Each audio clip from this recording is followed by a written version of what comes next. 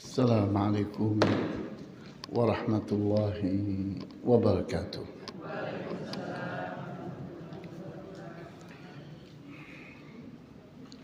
Innal hamdalillah nahmaduhu wa nasta'inuhu wa nastaghfiruhu wa na'udzu billahi min shururi anfusina wa min sayyiati a'malina. من يهده الله فلا مضل له ومن يضلل فلا هادي له وأشهد أن لا إله إلا الله وحده لا شريك له وأشهد أن محمدا عبده ورسوله لا نبي بعده نصلي ونسلم على رسولنا الأمين وعلى آله وأصحابه ومن تبعهم بإحسان إلى يوم الدين وبعد. إخواني وأخواتي في الدين أعزكم الله. Kita sedang mempelajari kitab Aslu Sifati Salatin Nabi Sallallahu Alaihi Wasallam yang ditulis oleh Syekh Muhammad Nasiruddin Al-Albani, dan kita masih berada pada juz yang pertama pada halaman 152, di mana kita sedang mempelajari tentang disunnahkannya kita menggunakan beberapa macam pakaian. Pada kesempatan yang lalu kita telah mendapatkan bahwa Rasulullah SAW itu menggunakan jubbah.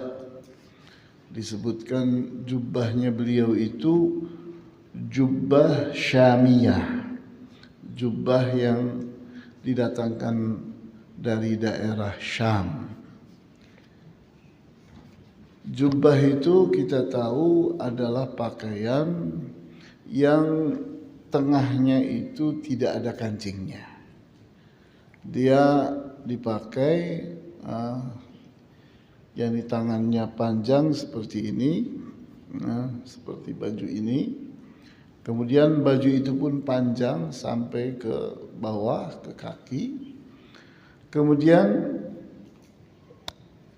di sini yakni bagian depannya itu tidak berkancing. Dia hanya seperti rompi, seperti rompi.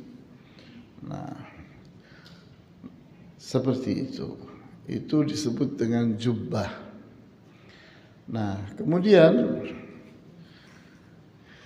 ada lagi pakaiannya Rasulullah SAW yang juga beliau gunakan. Itu adalah yang disebut dengan burdah. Dalam waktu yang sama namanya hullah. Hullah atau burdah, yang bahasa Indonesianya syal. Bahasa Indonesianya syal. Tadi pagi kok saya sudah berpikir mau bawa, tapi kok lupa terus. Ya, di sini berbicara tentang syal sebagai suatu pakaian yang sangat disukai oleh Rasulullah SAW, sehingga nyaris itu tergolong pakaian yang selalu digunakan oleh beliau. Nah, kita kali ini ingin mempelajari tentang burdah atau hullah, yang bahasa Indonesianya syal tadi. Nah, kita mulai dengan mempelajari hadis yang diriwayatkan oleh Ahmad,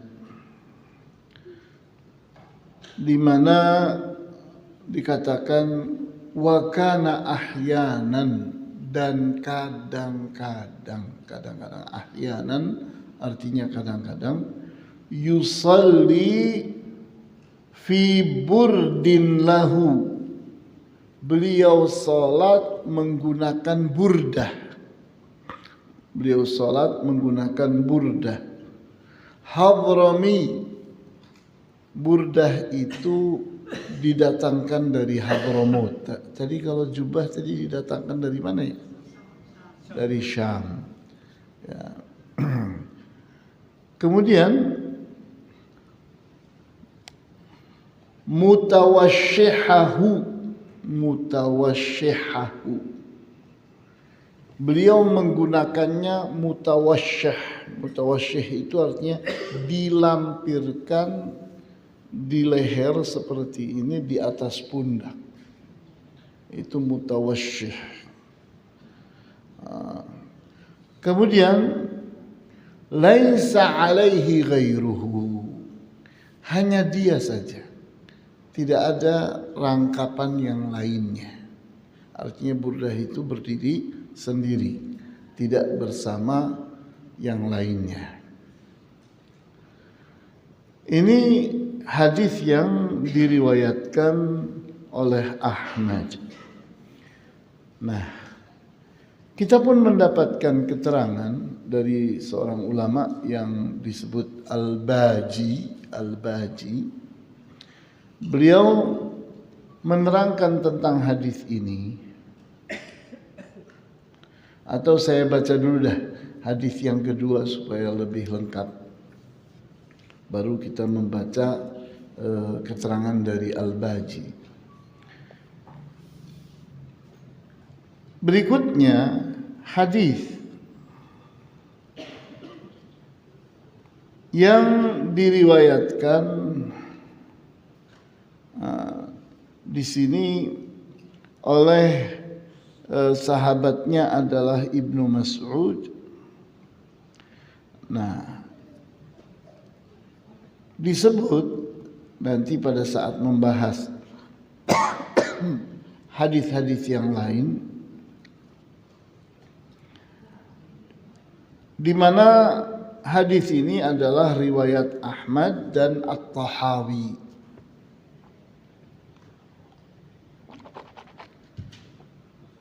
Dikatakan fi thawbin wahidin. Beliau menggunakan thawb, pakaian thawb, satu lapis saja. Mukhalifan baina tarafaihi, di mana satu dengan yang lain itu berbeda arah. Yaj'aluhuma ala mankibaih, kedua-duanya ada di atas bahu.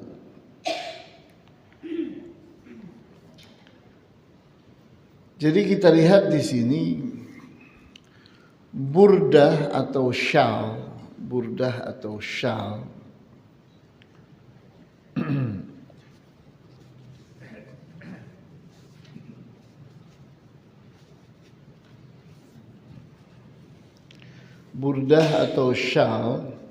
kan memanjang seperti ini. Nah, ini disebutkan bahwa burdahnya beliau itu hanya satu lembar kain. Nah, ujungnya dengan ujungnya itu berbeda.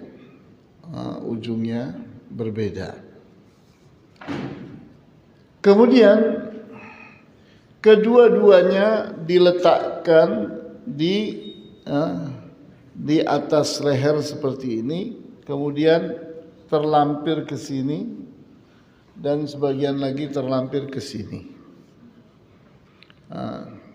Seperti ini. Kemudian dari sini dua riwayat hadis ini diterangkan oleh Al-Baji. Dikatakan yuridu annahu akhadha tarfa thawbihi tahta yadihi al-yumna wa wada'ahu ala katfihi al-yusra. Katanya itu dikehendaki bahwa ujung dari burdah itu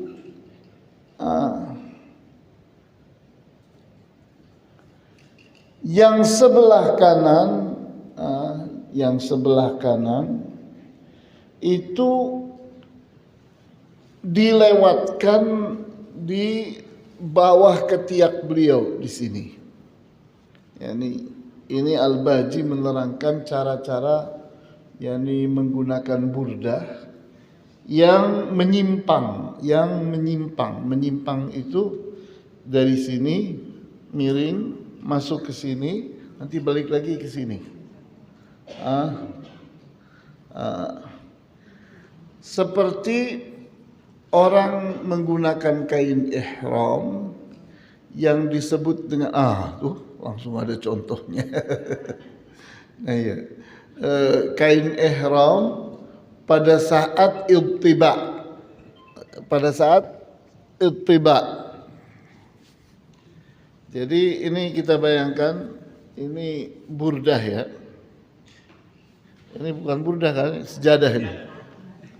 Nah, ini yang biasa seperti ini. Ini yang biasa begini. Ya kan? Kemudian ada satu lagi cara, yaitu ini kalau burdah lebih panjang dari ini, Pak.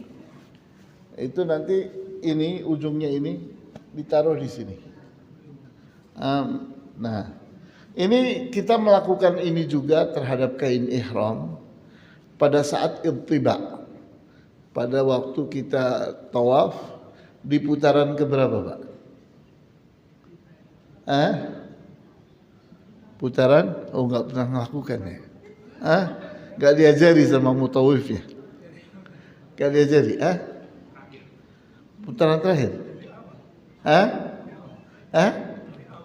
Dari awal sampai? Waktu tawaf?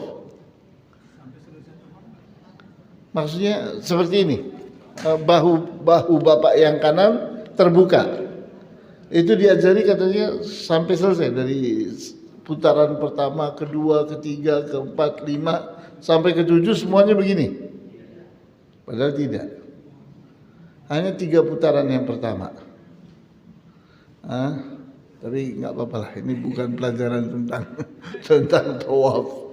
Nah, membuka ini untuk laki-laki ya, membuka pundak yang kanan seperti ini ya, yakni pada ihram itu disebut dengan ittiba. Alif, bad, kemudian ta, kemudian ba, kemudian ain, ittiba. Itu apa yang kita lakukan disebut dengan ittiba. Nah, di sini Al-Baji sedang menerangkan kepada kita, yuridu annahu akhadha tarfa thawbihi tahta yadihil yumna. Dijadikannya salah satu ujung dari burdahnya itu di bawah tangan kanan, artinya di sini di ketiak ini. Wa wada'ahu ala katfihil yusra. Kemudian dia letakkan di atas bahu yang sebelah kiri. Di sebelah kiri, bahu yang sebelah kiri. Wa akhadha tarfal akhara tahta yadihil yusra. Kemudian ujung yang satunya lagi ini kan. Ini adanya di bawah ketiak yang kiri. Yang ini kurang panjang. Ini di atas yang ini. Jadi ini dikempit di sini. Yang satu lagi di sini, di atasnya. Kemudian dikatakan wa fawada'ahu ala katfihil yumna, yang dikempit tadi masih panjang, kemudian dimunculkan di sini. Dia dari kolong sini dimunculkan di sini. Iya. Sayang ininya nggak panjang, tapi gambarannya dia itu bahwa ini ujungnya masih panjang ke bawah. Nah, ini masuk ke sini, nanti muncul lagi di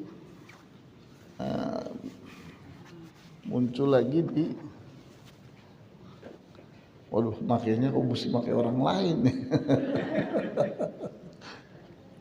Ini kita nggak membiasakan sunnahnya Nabi nih. Nih, gini. Tadi yang satunya ada di kolong sini, ke sini. Yang ini dari kolong sini, ke sini. Nanti kuat apa nggak gitu caranya? Kuat ya, kan apa kejepit sama sama lengan kita di ketiak ini. Nah, wa hadha naw'un minal ijtima'. Jenis ini adalah salah satu bentuk, yakni penampilan yang disebut dengan ijtima'. Ijtima'. Kalau cuma satu ininya dibuka, namanya tadi apa? Yang bahu kanannya dibuka, terbuka. Ubtiba'. Ubtiba'. Nah, ya. Kemudian yusamma at-tawshih, di saat tadi kedua-duanya pada akhirnya akan kesini kan Pak ya.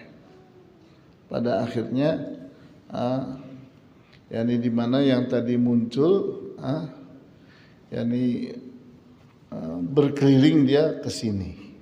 Yang tadi yang pertama yakni ke belakang ya. Nah, ini cara-cara yang seperti ini yakni disebut dengan at-tawshih. At-tawshih.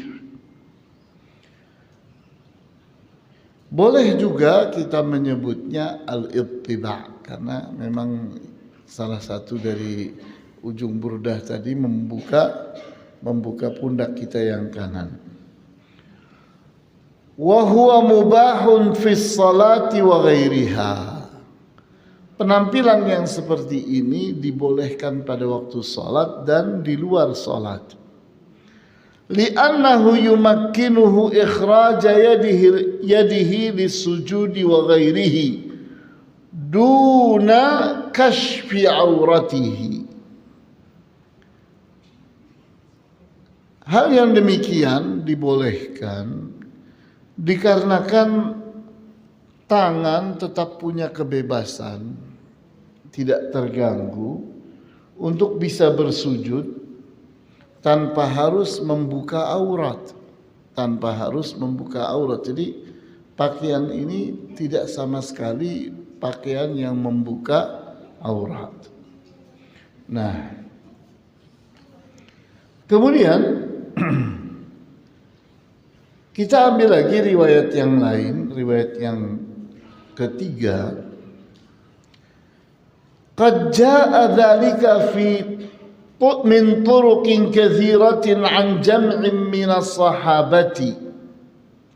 Nah, pembicaraan tentang tata cara Rasulullah SAW itu menggunakan burdah itu ternyata banyak sekali riwayatnya dari para sahabat. Artinya para sahabat itu menceritakan nih kesukaan Rasulullah SAW menggunakan syal, menggunakan burdah atau hullah. Hatta sara bidzalika mutawatiran tawaturan ma'nawiyan, jumlahnya sangat banyak sama berbicaranya tentang burda, maka disebut mutawatir. Walaupun mutawatir bukan mutawatir lafzi, tapi mutawatir maknawi. Mutawatir lafzi itu sama lafadznya. Nah, kayak Al-Quran itu, Al-Quran periwayatannya apa? Mutawatir lafzi. Yani jumlah periwayatnya ratusan orang, bahkan mungkin ribuan orang, tapi semua lafadznya sama. Nah, itu namanya mutawatir lafzi. Tapi ini mutawatir maknawi. Periwayatnya sangat banyak, para sahabatnya bisa ratusan orang yang menceritakan tentang Rasulullah SAW itu suka menggunakan burdah, diceritakan dengan tata caranya, warnanya dan sebagainya. Nah, namun bahasanya berbeda-beda, narasinya itu, redaksinya berbeda-beda, sehingga disebut dengan mutawatir maknawi. Nah, di antaranya dari Umar ibnu Abi Salamah, beliau berkata, Ra'aitu Rasulullah sallallahu alaihi wasallam yusalli fi thawbin wahidin mushtamilan bihi fi baiti ummi Salamah wadi'an tarafaihi ala atiqaihi. Kata Umar ibnu Abi Salamah, aku melihat Rasulullah SAW yakni menggunakan burdah, satu lembar kain. Beliau gunakan dengan cara istimal. Istimal tadi sudah diterangkan, berputar, kemudian yakni satu bagian dari burdah itu muncul di bahu yang kanan, satu lagi mengarah ke belakang kiri. Nah, hal itu beliau lakukan di rumahnya Ummu Salamah. Ini yang menceritakan adalah anak dari Ummu Salamah yang bernama Umar. Wadi'an tarafaihi ala atiqaihi, di mana dua dari ujung-ujung burdah itu kedua-duanya melingkar, terlampir di atas kedua bahu Rasulullah SAW yang kanan dan yang kiri. Nah, ini riwayat ini itu periwayatnya sangat banyak. Ada Al-Bukhari, Muslim, Malik, Abu Dawud, An-Nasai, At-Tirmidzi, dan dinilai sahih oleh Ibnu Majah, kemudian At-Tahawi, Al-Baihaqi, Ahmad. Semua mereka mendapatkan riwayat ini dari Hisham ibnu Urwah an abi, dari ayahnya. Illa Abu Dawud wa riwayatin li Muslimin walid Tahawi wa Ahmad fa'an Abi Umamah ibnu Sahal kilahuma anhu. Bedanya bahwa Abu Dawud dan salah satu riwayat dari Muslim dan juga dari At-Tahawi serta Ahmad itu juga meriwayatkan, tapi dari arah yang berbeda, yaitu dari Abi Umamah ibnu Sahal.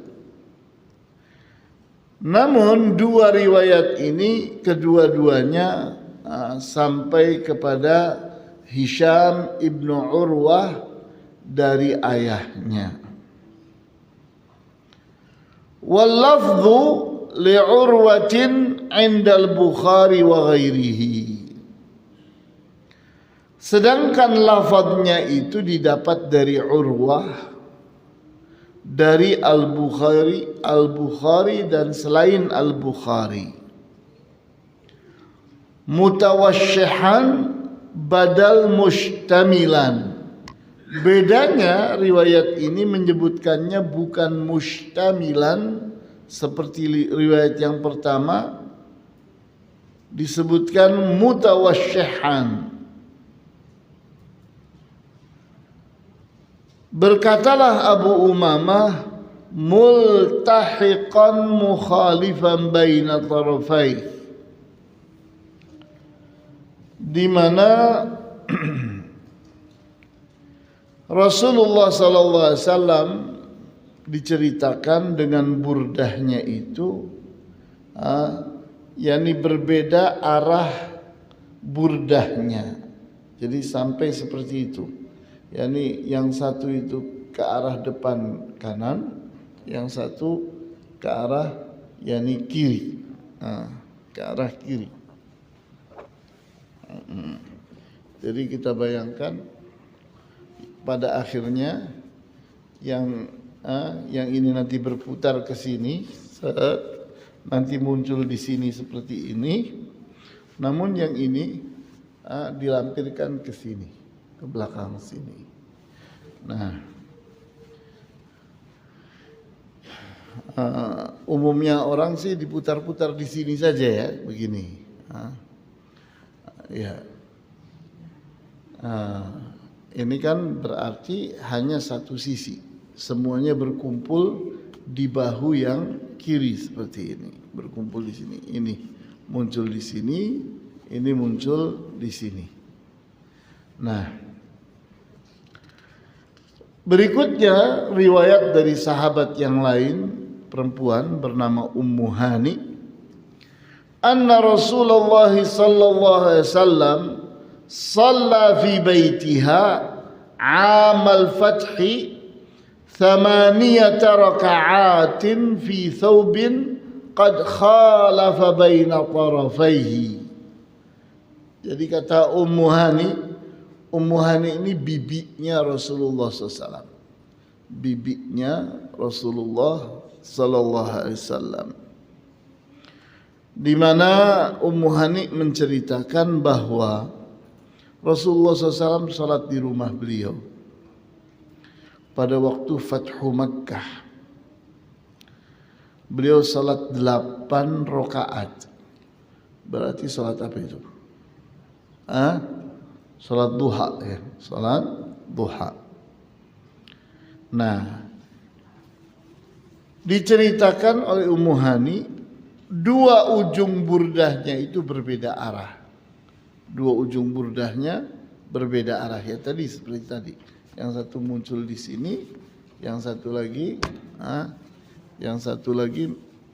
seperti ini, muncul di sini. Jadi berbeda arah seperti ini. Nah, ini dari riwayat Ummu Hani seperti itu dipahami, sama dengan yang tadi. Nah, yang tadi itu dari Umar ibnu Abi Salamah. Ummu Hani pun periwayatnya sangat banyak. Ada Malik, Al-Bukhari, Muslim, kemudian An-Nasa'i, At-Tahawi, Ahmad, dan seterusnya. Semua mereka mendapatkan riwayat itu dari Malik, dari Abu Nawar,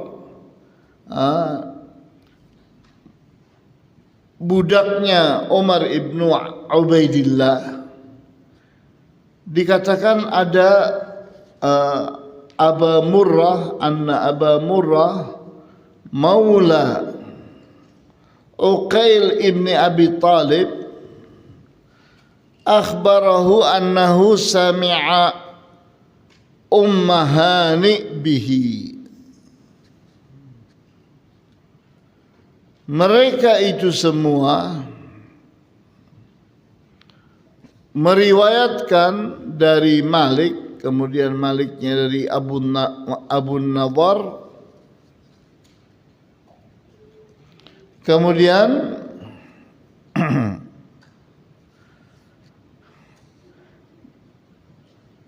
didapat semuanya itu dari seorang sahabat yang bernama Abu Murrah, budaknya Uqail ibnu Abi Talib.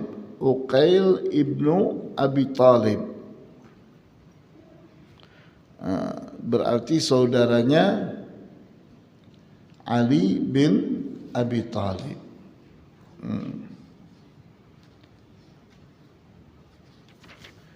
Nah, juga riwayat tersebut didapat dari Muslim, At-Tahawi dan Ahmad.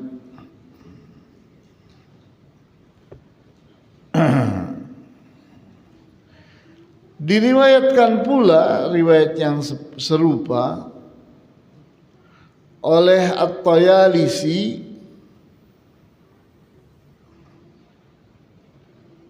dari jalan yang juga banyak lagi. Ada beberapa jalan. Jadi dari riwayat-riwayat ini saja kita lihat, oh ternyata sekedar menceritakan burdah saja sebegini banyaknya.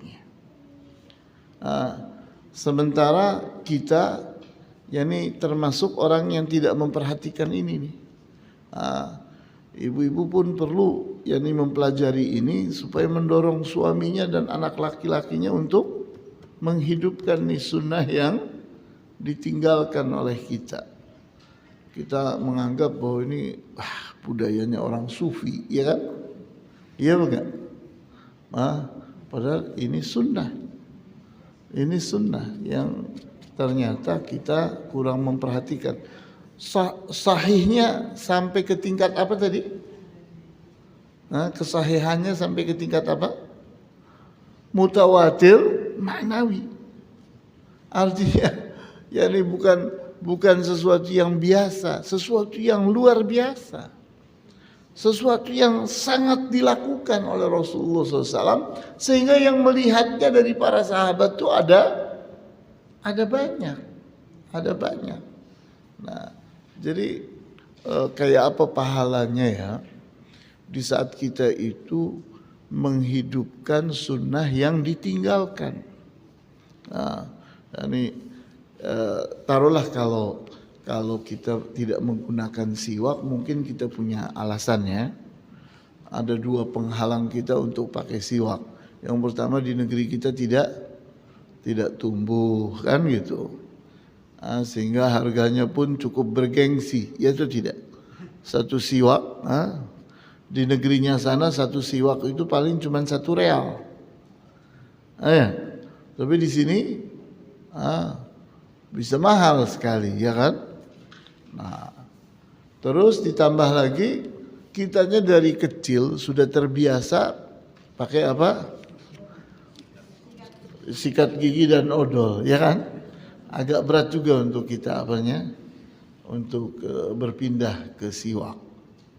Nah, mestinya ya minimal kita pakailah siwak, bukan dalam rangka menggantikan sikat gigi dan odol. Mungkin itu berat sekali karena udah di sini nih, udah di benak kita ini, udah menjadi karakter kita. Kayaknya kok salah banget kita kalau ini mau tidur atau bangun tidur tidak sikat gigi, kayak seolah banget karena sudah terbiasa dari kecil, ya kan?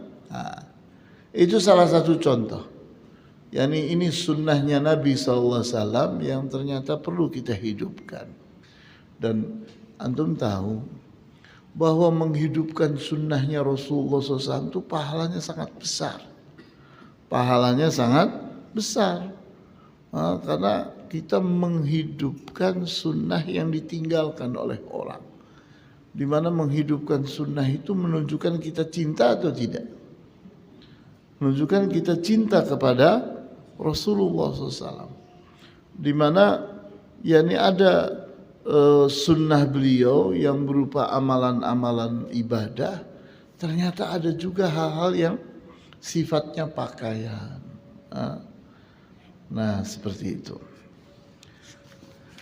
Kemudian dari sahabat yang lain yaitu Jabir ibni Abdullah radhiyallahu anhu, katanya raaitu Rasulullah sallallahu alaihi wasallam yusalli fi thawbin wahidin mutawashshihan bihi. Aku melihat, kata Jabir ibni Abdullah, aku melihat Rasulullah SAW sholat menggunakan burdah mutawashshihan bihi. Sudah kita terangkan tadi mutawashshih itu seperti apa diamalkan oleh Rasulullah SAW. Artinya burdah itu digunakan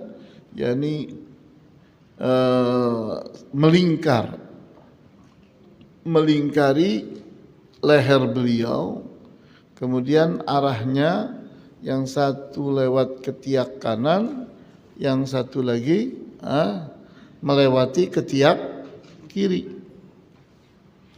Nah, ini yang dari Jabir ibn Abdullah juga ternyata periwayatnya sangat banyak. Al-Bukhari, Muslim, At-Tahawi, Al-Baihaqi, At-Tayalisi, Ahmad, dan seterusnya. Jalannya juga banyak dari para periwayat dari kalangan tabi'innya juga.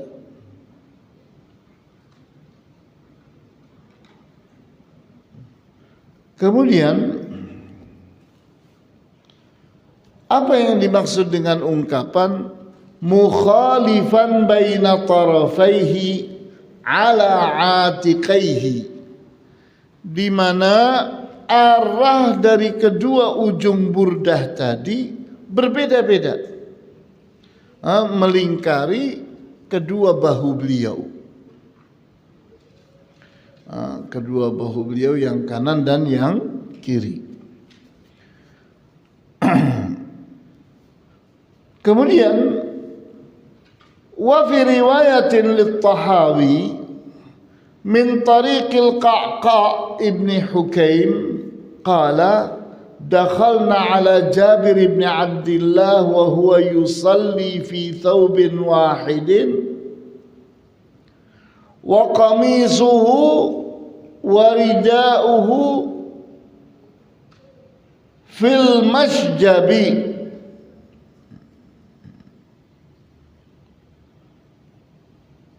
Dikatakan oleh para periwayat diantaranya Al-Qa'qa' ibnu Hukaim, aku masuk ke rumah sahabat yang bernama Jabir ibni Abdullah,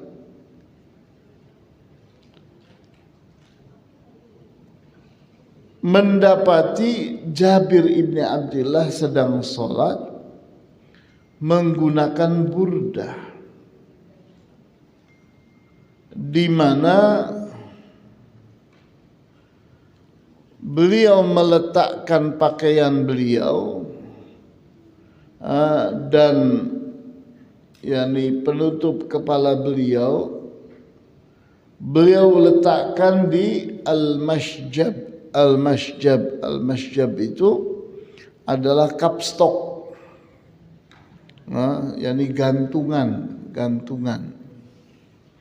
gantungan baju. Nah, amma wallahi ma sana'tu hadza illa min ajlikum.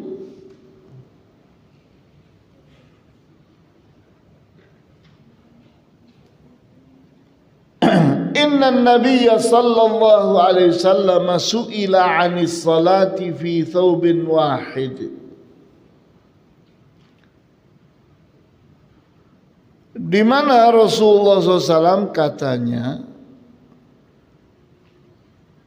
pernah ditanya tentang sholat seseorang menggunakan tadi burdah satu lapis kain.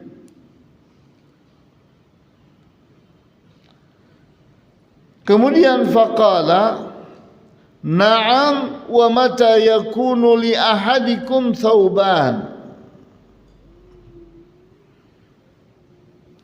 Katanya benar itu, dan kapanpun seseorang dari kalian menggunakan dua thawb.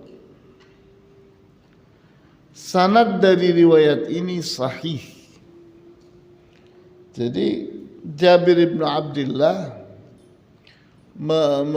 menegaskan bahwa kain syalnya Rasulullah SAW atau kain burdah yang beliau pakai itu lapisannya, lembarannya cuma satu. Lembarannya cuma satu. Kalau ini kan lembarannya dilipat-lipat seperti ini. Tapi kalau yang burdahnya Rasulullah SAW lembar itu. Kemudian sahabat yang lain yang juga meriwayatkan tentang burdah, an Abi Sa'id al-Khudri mithlahu. Ternyata sahabat yang bernama Abu Sa'id al-Khudri meriwayatkan riwayat yang terkesan sama.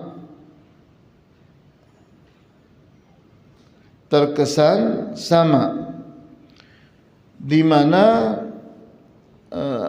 yakni bahwa Abi Sa'id al-Khudri meriwayatkan riwayat yang serupa dengan riwayatnya Jabir ibni Abdullah, tapi jalannya atau salurannya menuju ke Rasulullah SAW atau menuju ke yakni periwayat itu ternyata berbeda. Jadi para periwayatnya dari kalangan periwayat di akhir yang membukukan hadis ini, di antaranya adalah Muslim, Ibnu Majah, Al-Baihaqi, Ahmad,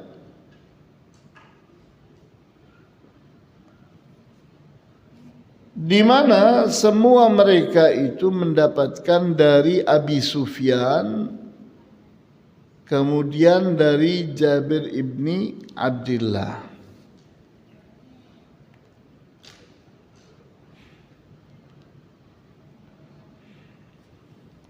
Ya.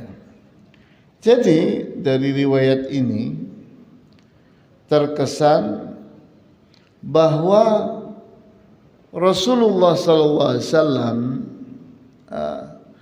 itu menggunakan burdah dengan satu cara ini, dengan satu model cara beliau menggunakannya. Nah, adapun yang berbeda dengan ini, tadi kalau saya boleh tanya, cara-cara yang seperti tadi namanya apa ya? Menggunakan burdah dengan cara-cara yang tadi itu bisa namanya istimal, bisa namanya tausyih, bisa namanya ibtiba'. Iya, itu nama-nama menggunakan burdah dengan cara yang pertama ini. Adapun yang kedua, saya ingin juga agar akhwat memperhatikan ini supaya nanti bisa mengerti bagaimana menggunakannya untuk suaminya, untuk anak laki-lakinya dan sebagainya. Jangan kita anggap, ngapain perempuan? Ya paling enggak jadi desainer lah. Ya gimana supaya suaminya bersemangat untuk menghidupkan sunnahnya Rasulullah SAW. Kemudian dari seorang tabi'i yang bernama Abdurrahman ibnu Kisan, dari ayahnya adalah seorang sahabat, yaitu Kisan, di mana dalam hadis ini katanya, ra'aitun nabiyya sallallahu alaihi wasallam yusalli dhuhra wal 'asra fi thawbin wahidin mutalabbiban bihi. Disebutkan oleh Kisan, ini seorang sahabat yang bernama Kisan. Katanya aku melihat Nabi SAW salat dhuhur dan salat asar. Salat dhuhur dan salat asar menggunakan burdah, satu lapis pakaian, dengan cara mutalabbiban bihi. Caranya adalah dengan talabbub.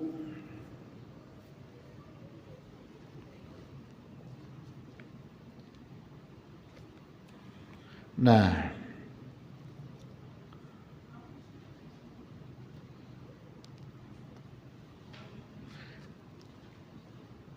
dikatakan di sini wa'lam annal iltihafa wat tawashshuh bima'nan wahid wa huwa al-mukhalif baina tarafaihi ala atiqaihi wa huwa al-ishtimal ala mankibaihi kama dzakarahu al-Bukhari 'an az-Zuhri wa dzakara nahwahu an-Nawawi fi syarh Muslim.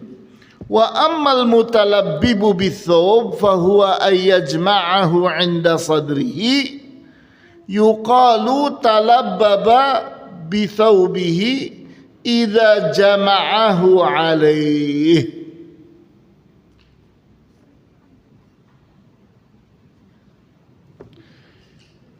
Jadi kita lihat cara-cara yang pertama yang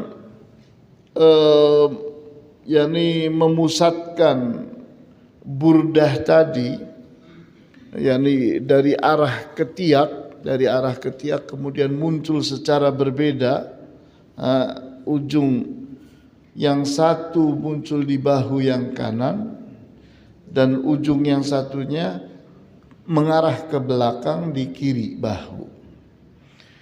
Cara ini itu memiliki istilah yang sudah tadi disebutkan, yakni boleh disebut dengan istimal, boleh disebut dengan tawasyuh, boleh disebut dengan iltihaf.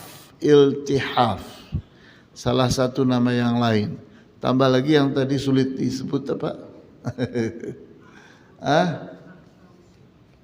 Tawasyuh sudah, istimal, tawasyuh, iltihaf. Terus ada satu lagi tadi yang katanya susah nyebutnya. Itu. Apa itu? Al-idtiba'. Al-idtiba'. Nah, adapun cara yang kedua ini yaitu mutalabbiban, yaitu talabbub, cara talabbub. Di mana berkumpul kedua-duanya pada satu tempat. Ya ini paling gampang yang kayak tadi itu. Ini satu keluar di sini, satu keluar di sini. Ini mutalabbiban. Ini yang paling gampang nih, orang Indonesia paling sering caranya seperti ini. Tidak muncul dari dua arah, satu di sini, satu menyimpang. Jadi satu ke depan ada di kanan, satu ke belakang ada di kiri. Nah,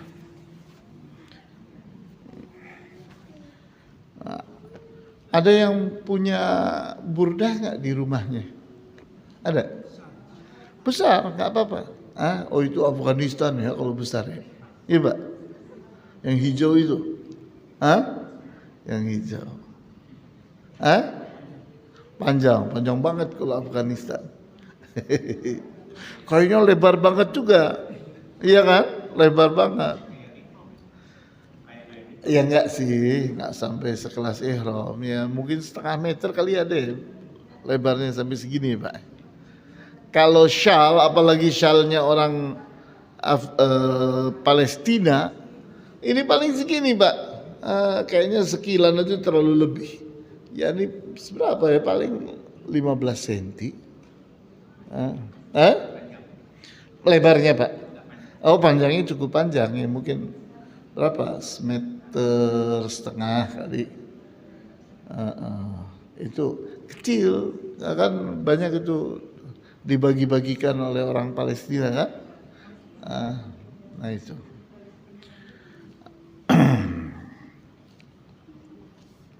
Nah,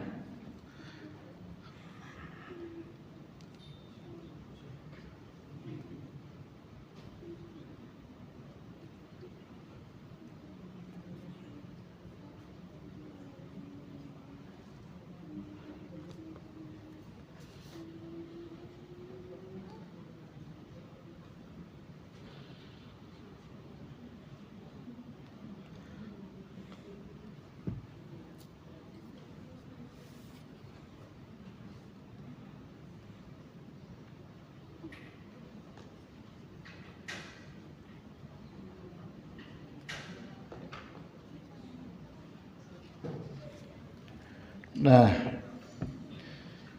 di sini ada sebuah pelajaran,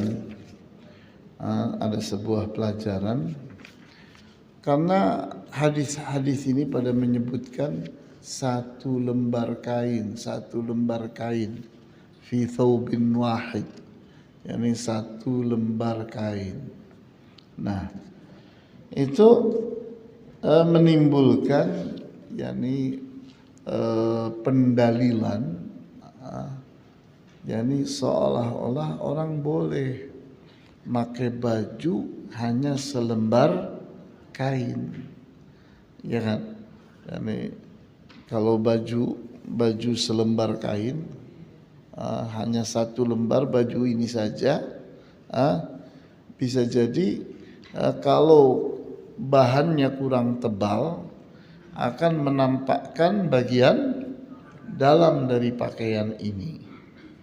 Pertanyaannya, bolehkah? Jawabnya, yakni tentunya boleh, karena aslinya kan auratnya laki-laki secara umum adalah antara lutut sampai ke pusar. Sementara yang lagi kita bicarakan itu adalah pakaian yang atas. Nah, sehingga di sini ada sebuah pembahasan yang kurang lebihnya maknanya seperti itu. Bolehkah seorang lelaki yang menggunakan baju yang hanya satu lembar kain? Jawabnya boleh, karena itu kan baju yang tidak meliputi yakni lutut sampai ke pusar. Nah, nanti kalau bicaranya tentang bolehkah menggunakan selembar kain untuk pakaian yang ada di antara lutut sampai ke pusar, nah itu akan timbul masalah. Karena kalau transparan bisa terlihat, ya kan? Nah itu yang tidak boleh terjadi. Sehingga umumnya celana di Indonesia ketebalannya lebih tebal daripada baju, ya kan? Itu sudah kayaknya orang Indonesia udah nggak perlu diajari lagi, ya kan? Kalau beli bahan celana sudah pasti lebih tebal daripada bahan baju, sehingga ya ini kayaknya pembahasan tentang ini yang tidak terlalu berkaitan. Kemudian riwayat yang lain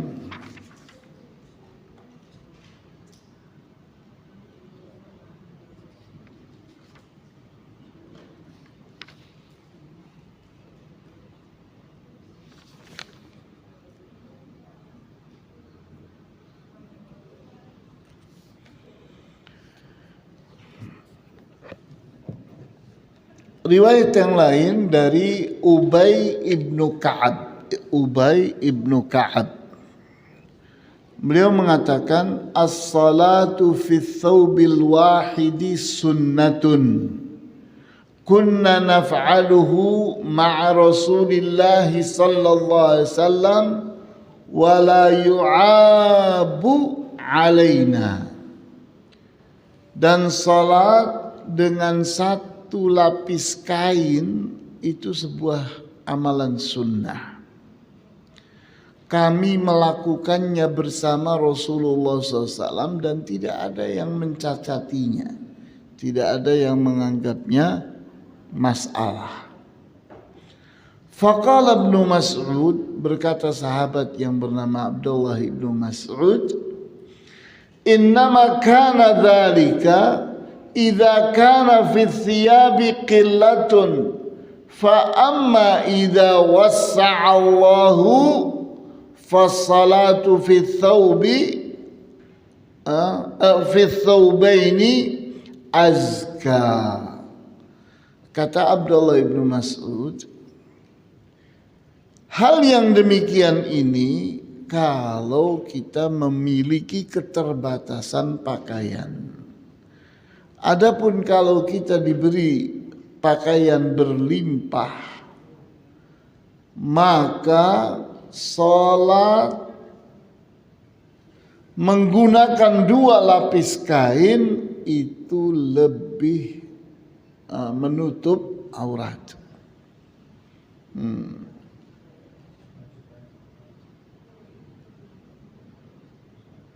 Ya,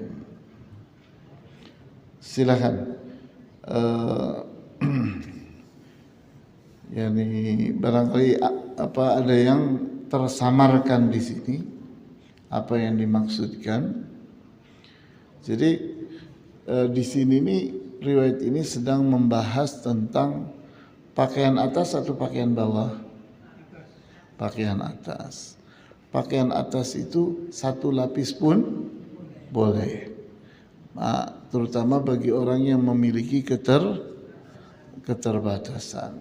Adapun kalau bisa, yakni pakaian atas pun 2 lapis, itu akan lebih menutup aurat.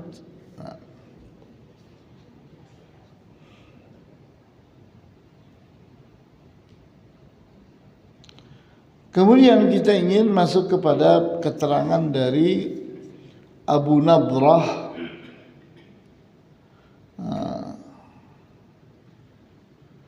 Nah,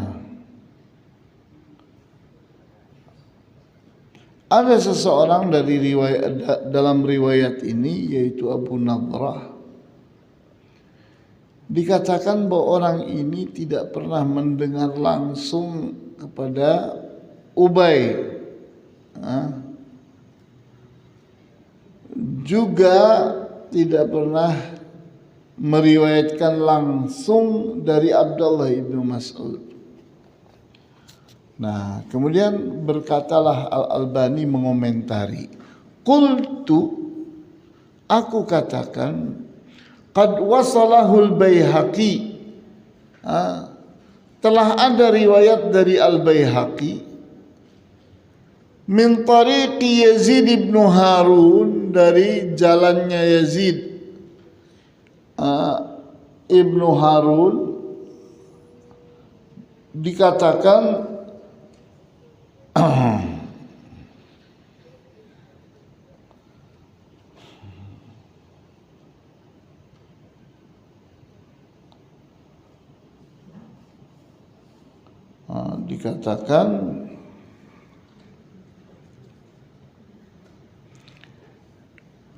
tadi jalannya Al-Baihaqi dari Yazid ibnu Harun, katanya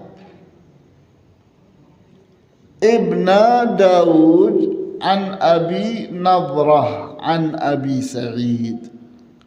Katanya ini riwayat ini mausul, yakni nyambung, tidak terputus. Kemudian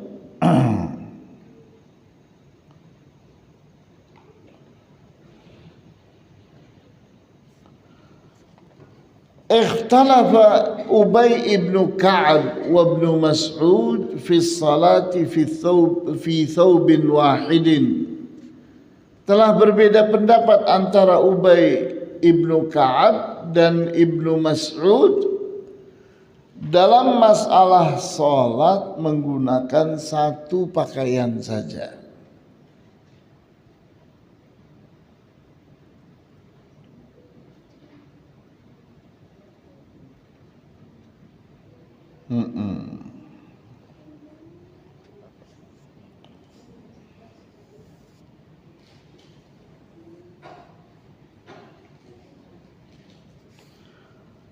Kata Al-Baihaqi, wa hadza yadullu ala anna alladhi amara bihi Ibnu Mas'ud fi sholati fi thawbain istihbabun la ijab.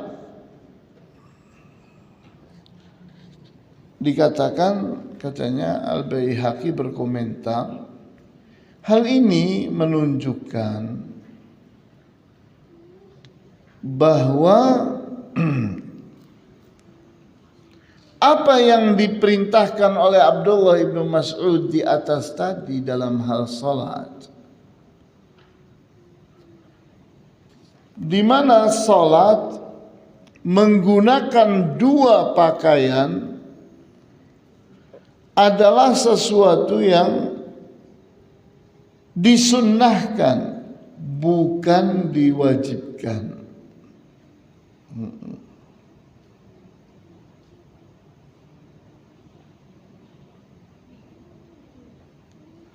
Ya.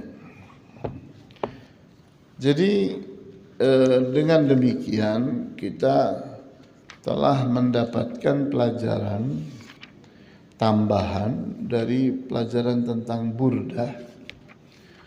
Bagaimana menggunakan burdah di sini ada dua macam. Yang satu disebut apa tadi yang gampang namanya apa? Istimal ya. Yang kedua namanya apa? Enggak, itu sama Pak tadi. 3 nama atau 4 nama tadi itu satu cara tadi yang ujungnya satu muncul di sini, yang satu muncul di belakang kiri.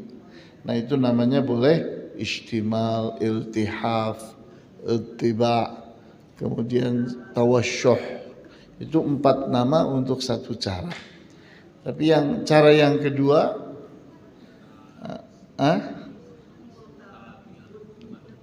talabbub atau mutalabbiban.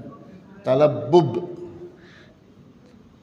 ta lam ba ba, ta lam ba ba, ba-nya 2 kali di belakang. Talabbub, talabbaba, mutalabbiban, mutalabbiban.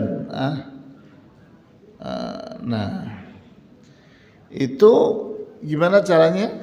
Yang mutalabbiban semuanya dikumpulkan di satu sisi saja. Ini misalnya dua-duanya ada di kiri, satu ke depan, satu ke belakang. Tidak di 2 bahu. Misalnya dua-duanya di kanan saja. Seperti itu. Ya, silakan barangkali ada pertanyaan. Mana mikrofon? Nih. Silakan.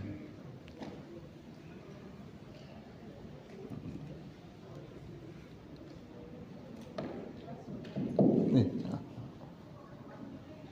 Silakan Bu. Ada yang nanya? Ya, silakan. Masya Allah. Wajib pakai mikrofon Bu. Ada di belakang. Cek. Ya, bismillahirrahmanirrahim. Assalamualaikum warahmatullahi wabarakatuh. Assalamualaikum warahmatullahi wabarakatuh. Pak Ustaz, begini. Ya. Tadi dijelaskan bahwa aurat laki-laki itu pusar ke lutut. Ya. Nah, kemudian ini kaitannya dengan busana. Mungkin memang kesannya tidak baik ketika seorang laki-laki itu sholat, dia dibawa pakai sarung, misalnya di atas pakai singlet atau agak terbuka, karena mungkin bukan aurat. Ya. Nah ini bagaimana Pak Ustadz? Sedangkan itu tidak aurat, mungkin menurut etika atau adab yang kurang berkenan. Mana yang lebih baik kita menjelaskannya seperti apa? Terima kasih. Assalamualaikum warahmatullahi wabarakatuh. Assalamualaikum warahmatullahi wabarakatuh. Jadi kalau seseorang itu kenal Allah, banget kenal terhadap Allah, maka dia akan berusaha untuk mengagungkan Allah. Sehingga dia akan berusaha untuk betul-betul tampil melakukan sesuatu yang Allah sukai. Melakukan sesuatu yang Allah sukai. Adapun bermewah-mewah pun Allah tidak suka. Ya atau tidak? Kita bermewah-mewah buat apa? Nah, sehingga kita berusaha untuk menghiasi diri dengan kadar yang paling sederhana. Kadar yang paling sederhana itu adalah kita menutup tubuh kita. Menutup tubuh kita dengan pakaian yang tidak usah bermewah-mewah. Sederhana saja. Tapi dengan demikian seseorang tampil dalam keadaan menghormati, mengagungkan. Bolehkah seseorang itu pakai celana yang di bawah lutut, celana yang nanggung itu apa namanya? Celana cingkrang, sampai ke bawahnya lutut, sampai ke pusar. Bolehkah seseorang sholat seperti itu? Kalau kondisinya terpaksa, ya silahkan lakukan. Tapi di saat seseorang punya kemampuan, kenapa harus melakukan seperti itu? Bermewah-mewah pun jangan. Tapi carilah pakaian walaupun yang sekedar satu lapis kain. Kalau bisa 2 lapis lebih baik. Kan begitu. Jadi ini adalah sikap beradab di hadapan Allah. Beradab itu adalah sebuah sikap yang menunjukkan bahwa seseorang itu memang sedang mengagungkan Allah. Kalau seseorang itu asal-asalan di hadapan Allah, maka akan muncul pertanyaan, kamu itu mengagungkan Allah atau tidak sih? Jadi akan muncul pertanyaan, kamu tuh mengagungkan Allah atau tidak sih? Kan begitu. Pertanyaannya begitu. Jadi kalau kamu itu kenal Allah, kamu akan mengagungkan Allah. Kecuali kalau memang kamunya tidak kenal Allah. Ya kan? Makanya dalam ayat itu kita hafal, innama yakhsyallaha min ibadihil ulama. Innama yakhsyallaha, sesungguhnya yang takut kepada Allah min ibadihi, di antara hamba-hambanya Allah adalah al-ulama, orang-orang yang berilmu. Maksudnya apa? Maksudnya orang yang kenal Allah. Ulama itu artinya orang-orang yang berilmu, orang-orang yang mengerti, orang-orang yang mengenali Allah. Orang semakin kenal Allah akan berusaha untuk mengagungkan Allah. Ingin melakukan apa yang Allah suka sih. Allah tuh menyukai apa saja. Saya ingin melakukan sesuatu yang Allah sukai, kan begitu.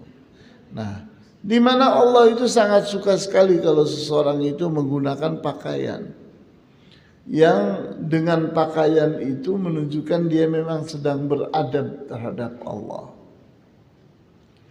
Ya, seperti itu kurang lebih. Silakan, ada lagi yang lain? Cukup ya? Tidak ada satu lagi pertanyaan? Satu, silakan Pak. Satu aja. Ini Pak. Oh itu.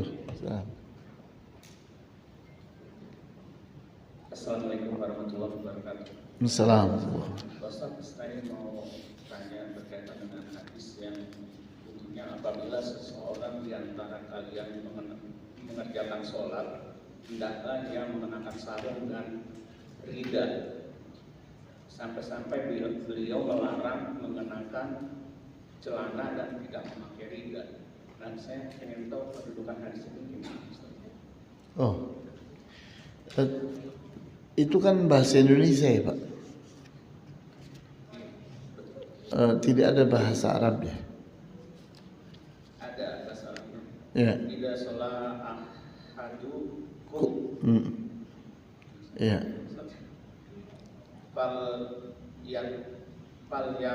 Tazir Wal yattazir. Ya pakai zai. tazir Wal yartadi. Yartadi ya, wal yartadi. Terus itu yang kita bahas dari tadi. Bahwa yakni itu hadis yang sangat banyak riwayatnya. Bahwa seseorang itu hendaknya menggunakan pakaian bawah. Pakaian bawah itu banyak pilihan.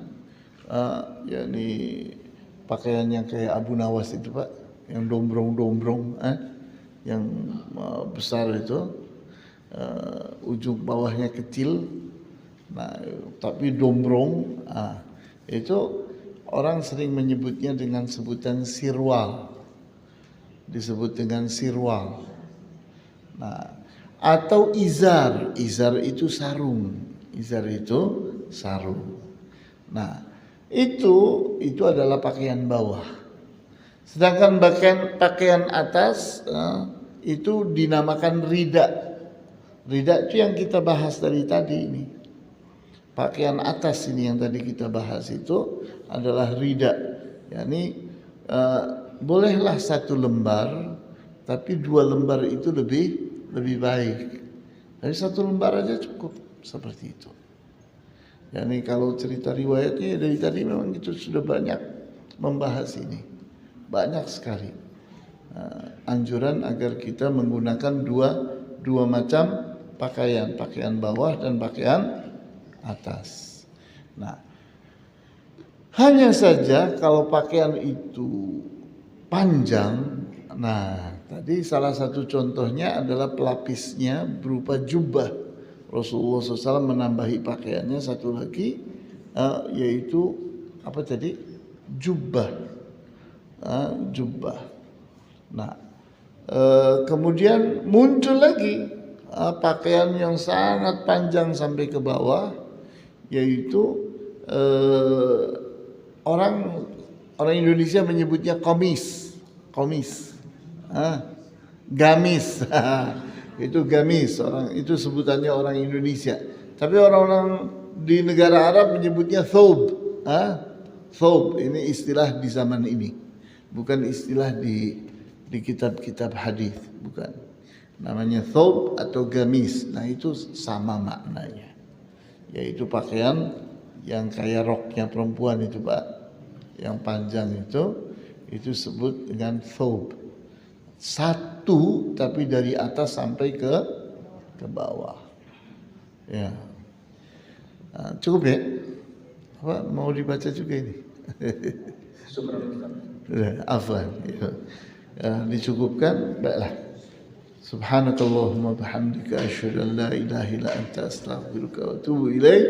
Wassalamualaikum warahmatullahi wabarakatuh.